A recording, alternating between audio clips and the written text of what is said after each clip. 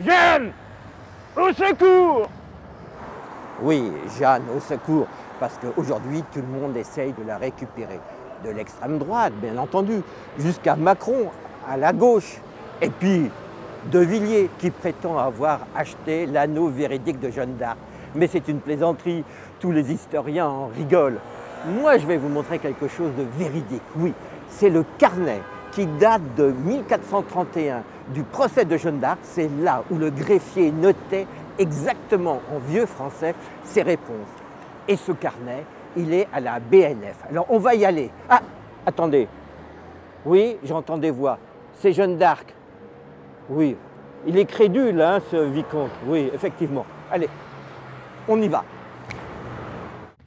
Et voici, nous voici à la BNF, justement, devant la minute qui a été rédigée donc au XVe siècle lors du procès de Jeanne d'Arc. Alors je suis avec Delphine Marcuzot, qui vous êtes ici conservatrice, et vous allez nous présenter ce manuscrit qui s'appelle, je crois, le manuscrit d'Urfé. Alors est-ce que vous pouvez nous en parler, nous parler de cette minute? Est-ce qu'elle est véridique d'abord?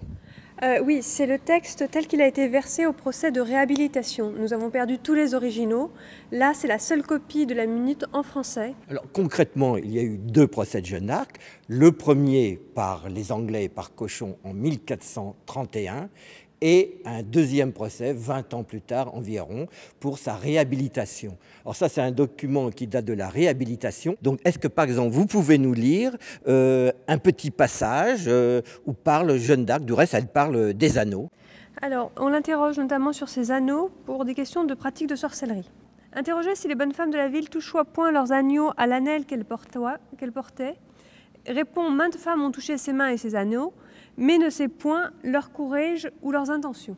Oui, parce qu'effectivement, d'abord, c'est écrit en vieux français, donc c'est un peu difficile à lire. Et puis, il faut rappeler qu'à l'époque, si les juges s'intéressaient à l'anneau, ce n'est pas en fonction de leur véracité ou pas, c'est simplement pour savoir si elles s'en servaient pour faire des miracles ou... Voilà, on essaie de lui faire un procès pour sorcellerie, ou au moins pour hérésie.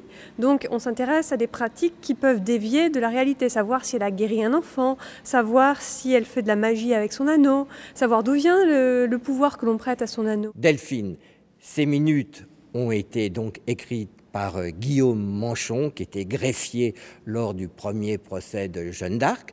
Est-ce que vous pouvez m'expliquer un peu comment se déroulait le procès et surtout, est-ce qu'on peut dire que ces minutes reflètent l'exacte vérité, les paroles exactes de Jeanne d'Arc? Alors le procès de Jeanne d'Arc se déroule dans la forme comme tous les procès d'inquisition au Moyen-Âge.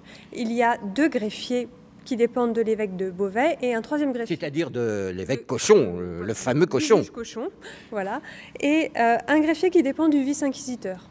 Ces greffiers vont authentifier toutes les copies qui seront faites. Alors, attendez, je crois, on m'a dit aussi qu'il y avait deux greffiers anglais qui étaient cachés derrière un rideau et que le soir, il y avait une réunion globale entre tous les greffiers et l'évêque Cochon pour mettre au propre la minute. Est-ce que ça se passait comme ça? De toute façon, il faut mettre au propre les notes qu'on a prises, les confronter avec ceux de ses collègues, puisqu'il faut produire une version exacte. S'il y a eu des pressions anglaises, les juges français se sont plutôt bien défendus. Après le procès, il y a un acte officiel du procès qui est rédigé à partir des minutes, qui est rédigé à partir de tous les documents. Cet acte authentique a disparu. En revanche, il y a eu 5 actes qui ont été faits, 5 copies, je veux dire, ce qu'on appelle des expéditions. Alors là, il y en avait une pour Rome, il y en avait une pour le roi d'Angleterre, et il y en avait différentes autres. Et donc là, vous avez une de ces copies qui a été écrite dans les mois ou dans les années qui ont suivi, disons, le procès. Alors voilà une des 5 copies de l'acte. Elle est authentifiée par la signature des notaires en bas de page. Donc c'est véritablement les documents tels que les juges ont voulu les montrer au reste de l'Europe quelques années après le procès. Alors c'est en français? Non, c'est en latin, comme tous les actes officiels de l'Église. Donc tout a été traduit en latin? Ça a été traduit par Thomas de Courcelles, sous la surveillance de Guillaume Manchon, mais Thomas de Courcelles est l'un des juges les plus acharnés. On le voit dans la minute française. Dans la minute latine, il se fait beaucoup plus discret. Peut-être préparait-il son ralliement. D'accord, parce que c'était le plus acharné contre Jeanne d'Arc, qui Contre voulait Jeanne d'Arc. même qu'on la torture et tout ça.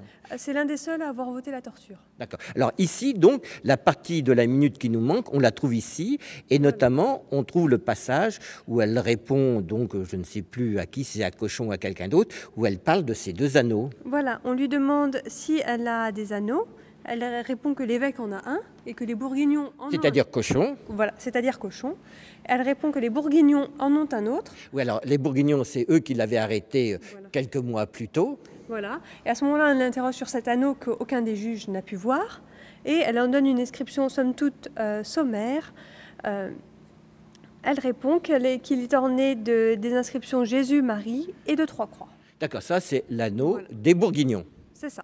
D'accord, tandis que l'anneau qu'a pris Cochon, on n'a aucune description pour lui. Non. Donc l'anneau orné de 3 croix sur lequel il y a écrit Jésus et Marie se trouve au moment du procès lors des bourguignons. Ça ne nous dit pas où il est passé plus tard, ça nous dit juste que les Anglais ne l'avaient pas au moment du procès.